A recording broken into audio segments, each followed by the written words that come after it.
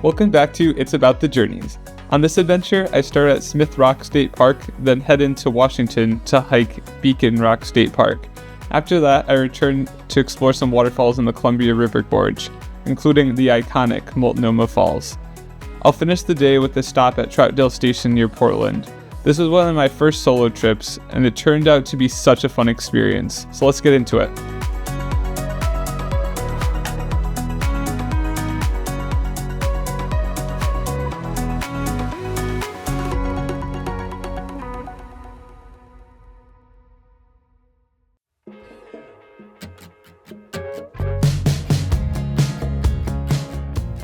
Alright, first stop, Smith Rock State Park. This place is known for its massive red rock cliffs, winding river canyon, and being the birthplace of modern American sport climbing. You've got sheer volcanic walls rising hundreds of feet above the crooked river, desert landscapes that feel nothing like Western Oregon, and trails that somehow manage to be both brutal and insanely rewarding. It's rugged, dramatic, and totally unique, and honestly, one of the coolest landscapes in the state.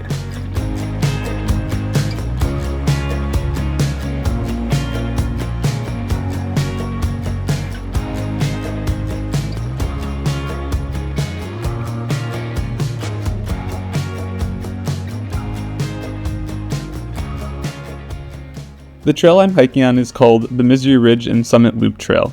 And yes, if you're wondering, you really do climb this massive cliff you just saw. The full loop is about 6 miles with roughly 1,700 feet of elevation gain, so it's definitely a leg burner. The trail drops you down to the crooked river first, then shoots straight up Misery Ridge with steep switchbacks that waste zero time.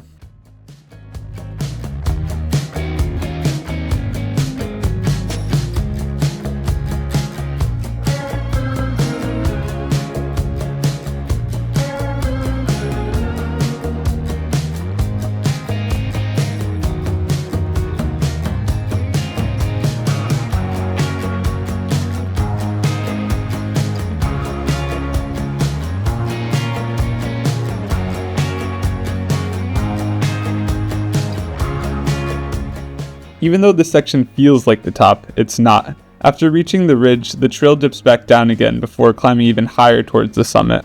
By the time you're up there, you get panoramic views of the entire canyon, the winding river below, and on a clear day, you can even spot snow-capped peaks like Mount Hood in the distance. It's challenging, exposed, and dramatic, but the payoff is unreal and easily one of the most iconic hikes in Oregon. So I'm on the Misery Loop Trail right now at Smith Rock State Park. They don't call it Misery for nothing, I'll tell you that. It is pretty hard at times. I think it's about 1,700 feet of elevation gain and about 7 miles, but it's just straight up sometimes. And when you go down, they don't have stairs, and I kept slipping like so many times. I saw other people slipping because it's just all this loose dirt and rock. And I thought it was crazy because I saw they had stilts and like a stretcher at the end of the bottom of the hill where you had to go down with all the dirt, the loose dirt. So yeah, crazy. They should really put in stairs here. This is so beautiful though. The scenery here is amazing. This is national park worthy. This is national park material. I really believe that. I know it's not as big as a national park usually is, but it is beautiful and nobody knows about this. I'd compare it to Garden of the Gods a little bit. It's way bigger than Garden of the Gods, but it's, you know, these huge orange rocks standing up in all this flat area near some mountains. But it's super flat here, and all of a sudden there's these huge, beautiful orange rocks standing out, and it's amazing. It's really spectacular.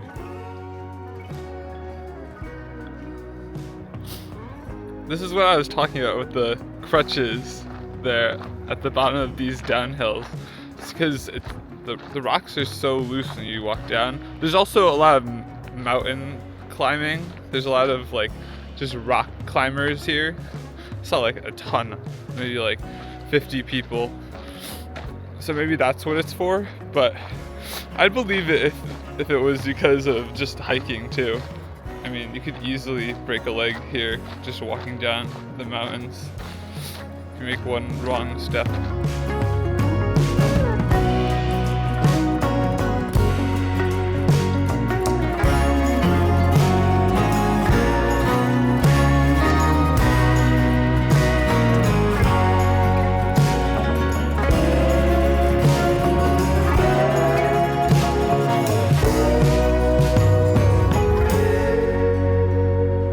This portion of the hike takes you away from the towering cliff formations, but the natural scenery around this area is still so beautiful, and here you can see better the Sisters Mountains in the distance.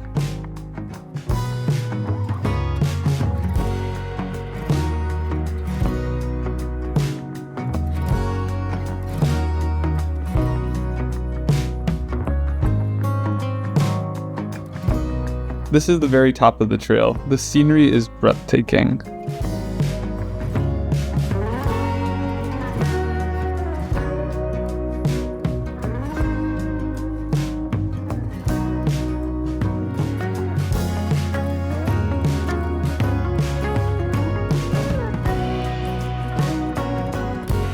My camera does a pretty good job stabilizing while I move, but you can see here I slipped a bit on the loose dirt and pebbles. Definitely be careful down these paths. This happened like 3 or 4 times on the whole hike.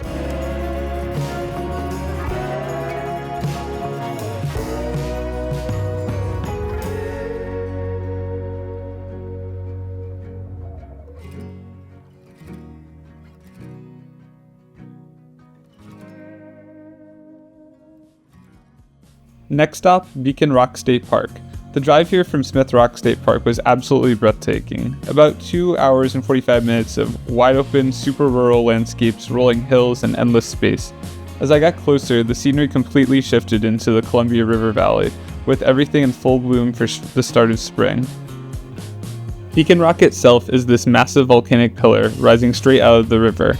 It gets its name from the signal fires that Lewis and Clark lit here during their expedition, using it as a landmark along the Columbia. Today, you hike up one of the oldest trails in the Pacific Northwest, with switchbacks carved into the rock and unreal views the entire way up.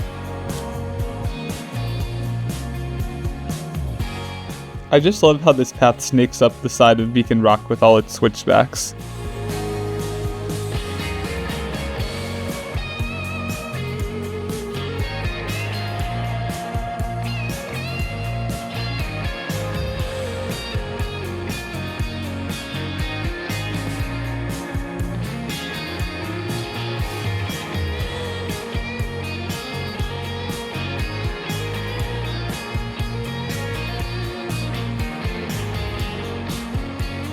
As much as I love the switchbacks on this trail, the same narrow path that takes you up is also the same way back down, so it can get pretty congested at times waiting for people to move along.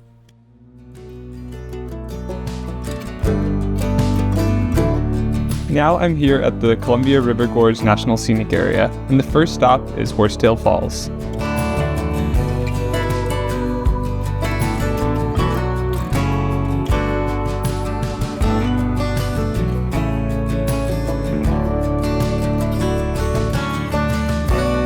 While driving along the same road, you pass Oneonta Gorge, so I figured I'd stop and check it out.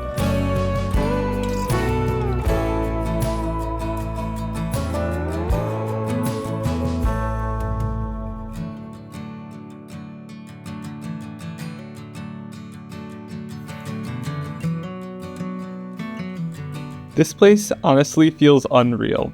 Multnomah Falls is stunning and iconic, and it's just a short drive from Portland.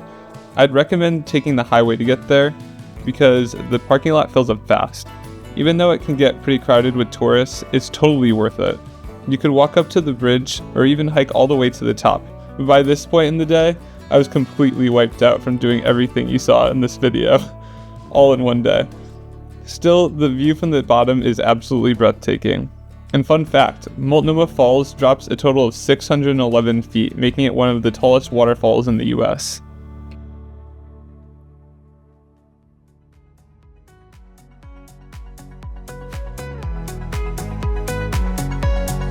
By this point in the day, a burger and fries sounded perfect. I headed over to Troutdale Station and grabbed some food from the Good Burger Shack, hence the name. It was really good. I also love that you can order from any of the food trucks outside and just eat inside. It makes it super easy.